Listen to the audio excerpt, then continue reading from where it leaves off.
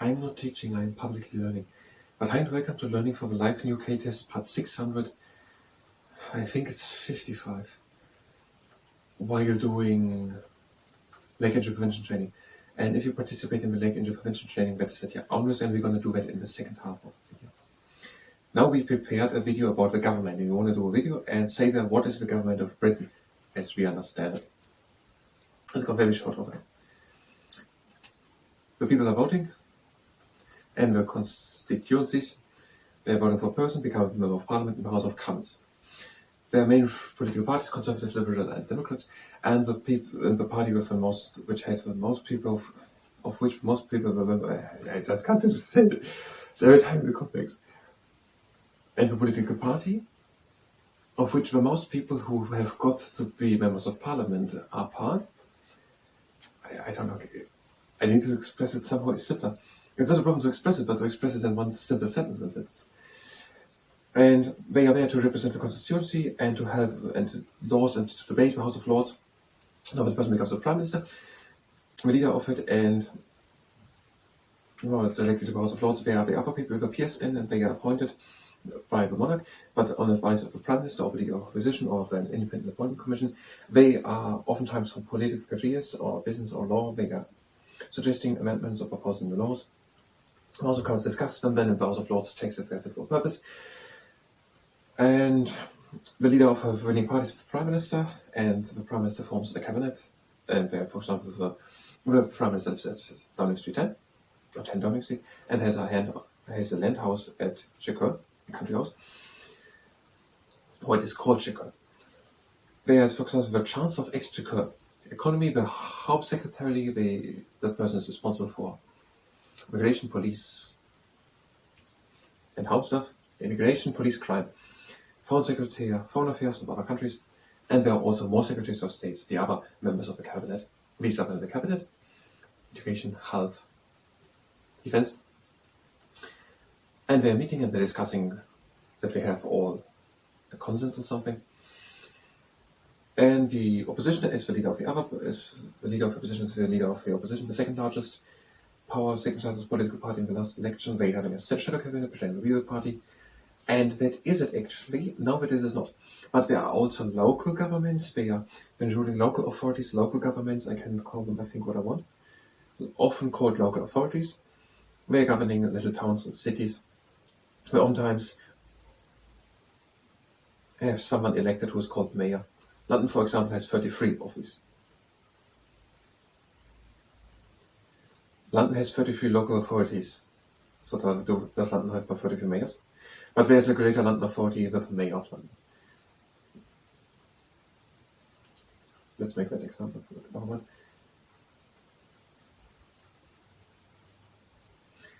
And there are also then smaller elections and smaller governments. They are financed by the government, but also local taxes. They have then devolved administrations, and the media is Fanzat reports governing it, or Parliament of UK, but also newspapers, television, press, and with that we are ending. Okay, the voting, the House of Commons, the House of Lords, then the parties, the Prime Minister, the Cabinet, the Opposition, and the Shadow Cabinet, and then the local government devolves the Opposition Shadow Cabinet, it can be away from the whole country, the local government devolves administrations, and the media the coverage. Let's try it. I have a second camera running, and we have time for around 2 full takes. Otherwise, we're going to continue in the next video. Just take 3. The government of Britain. The whole country of Britain is split up in little local areas, and they are called parliamentary constituencies. And there the people are all every couple of years, every 5 years, for example, when the general elections are coming together and vote for a person, which then comes into the House of Commons and represents that constituency. So of all these areas in the United Kingdom, there are now all these members of Parliament in the House of Commons.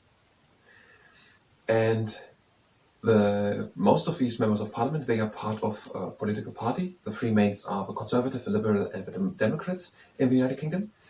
And that political party, which has the most of the members of Parliament as their members, that party has won the election, and the leader of that political party becomes the prime minister. And the monarch invites the prime minister and appoints that person to become the next prime minister. And the prime minister picks 20 of his fellow party members to become the people of a cabinet, around 20. One, for example, becomes the Chancellor of Exchequer for the economy, or Home Secretary, Foreign Secretary, or other secretaries of state for education, health, defense. And they are then all the cabinet, these 20 people selected by the prime minister. And they are meeting from time to time and discussing so that they have a consensus on how the politics should go forward in the next coming time. The opposition, that is the second largest political party. So they can't put forward the prime minister. They are the second largest, and there's also a leader of the opposition. And they are forming a little shadow cabinet, and they are pretending to be the ministers. So that they're also pretending, what would I have done if I would be in the position of the actual minister? And when they, for example, once a week at the prime minister's question, they're going to tell to the prime minister, we would have done that, and we would have been much better. And then the prime minister says, we did that, and we did that for that reason, and that's better our way. And then they're discussing, and that way they're having a little challenging there, so that everyone's working hard, so that the prime minister or the leading party or the ministers of the cabinet don't just relax there, but they are challenged all the time by the opposition party, because in a couple of years there will be new elections, and then the people who are watching that all say we're going to vote for the other ones. So we're both putting effort into making good politics. And there are also smaller parts. There are, for example, the local authorities. So not just completely from London, but also smaller towns and cities have local authorities oftentimes. And they are also having some smaller government there. And there are devolved administrations. There are in Wales and in Scotland and in Northern Ireland. The United Kingdom has 4 big parts: England, Wales, Scotland, and Northern Ireland. And these 3 other parts, except of England with London, with the UK Parliament, with the House of Commons and the House of Lords, they have devolved administrations. The Senate and Wales and the Scottish Parliament and the Northern Ireland Assembly. And there the people are also voting and having some local government things. They can't do foreign affairs or defense, but they can do education and health, these types of stuff. And then also the people are getting information about what happens all there. For example, is there the official report, the Hansard, and where people can read what happens in the parliament. But most people get information from newspapers, the press, from television, and so on. So, in short, the people are voting in constituencies, and the person which most people have voted for in this constituency becomes a member of Parliament in the House of Commons. And then there's the House of Lords. I didn't explain that. The House of Lords.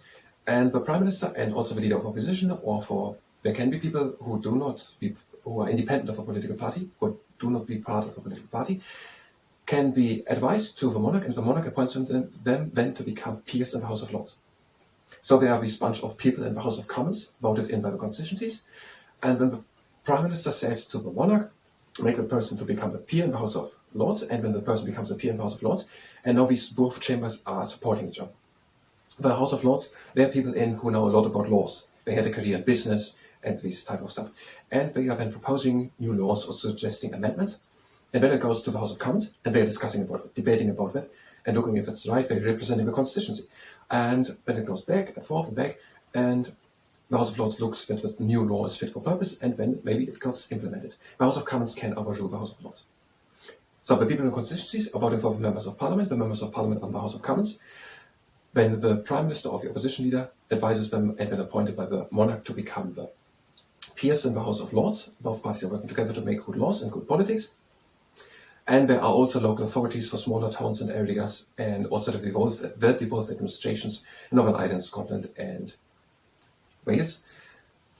And the media is covering that one. And that is the government in the United Kingdom, and that is according to the Life in UK Test Handbook on several pages, for example, 114 and 15. There was one thing I think I forgot, but I don't think it was so. Here's a little problem. It's a pretty complex subject, technically. But on the other hand, it's very easy. As I said in the last part, I could do it in 30 seconds almost. So why did I talk now for 5 minutes with my voice? Or 4 minutes? I don't know if it would be in this case better to explain it very fast in 30 seconds, just these 4 or 5 things, end of discussion, or giving it a little information to it. That too much, it sounds again very complex. I did both. I did it once with explanation, once a bit faster.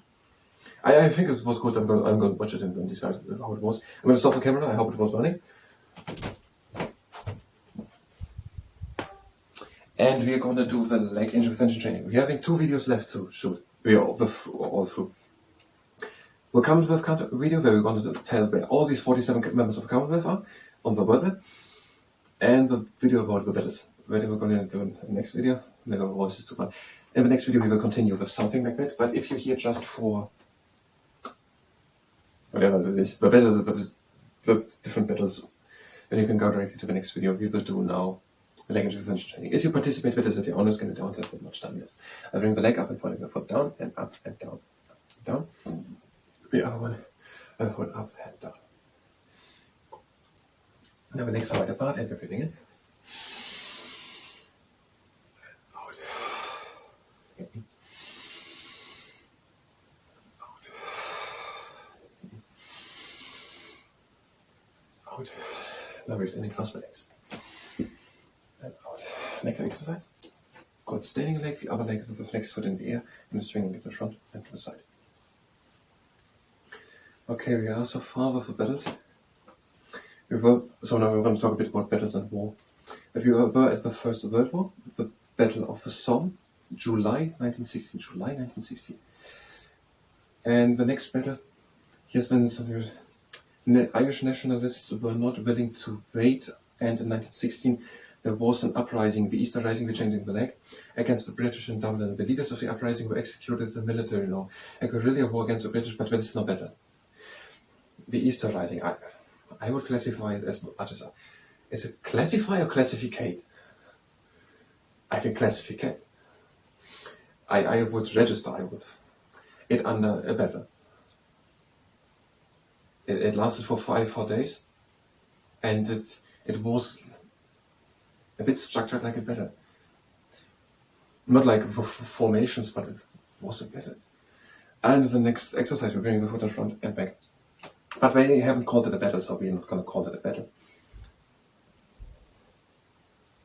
Not as before we know.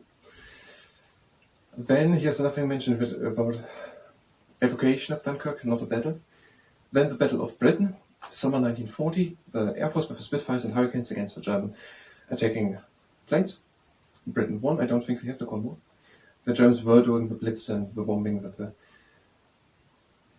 And Pearl Harbor, it's a battle of Pearl Harbor. It's the Battle of Pearl Harbor. It's the attack on Pearl Harbor. Because but we're not going to mention here, we have way too little information. The next thing will be D-Day. Okay, it's not directly a battle. It's for many battle at once and then following the whole time. D-Day, and the next thing, Falkland Wars. Let's look what we have here. Why do we do it? Why do we look at it? We have to talk about this. 1982, Argentina invades the Falkland Islands. No battle named. A British overseas territory in the South Atlantic. It wasn't that one big battle. It was a fighting. And we're doing the next exercise. We're bringing one leg up. And I don't know what we're doing. We're bringing one leg up and we're bringing it to the outside. That's not wrong. And we're breathing again in. And out like in the middle. And down. And again, the leg up. Breathe in. And out. Again in. Out. And down. The other leg up. Breathe in. Out leg to the side. Again in. Out into the middle. And down. Again up. Out to the side. Breathe out. Again in. Out into the middle. And down. One last exercise. Leg up and we're pressing the inside against the knee. Having a right angle of the leg, flex foot, even hips taller than the leg.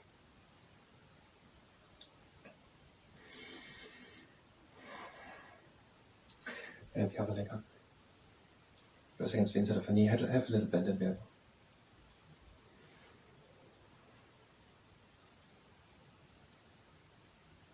And the closing exercise, we're breathing in. And out. Again in. Out. Breathe in and close the legs. And out. No, a very short leg intervention training. A little leg training. I think very much, and until next time.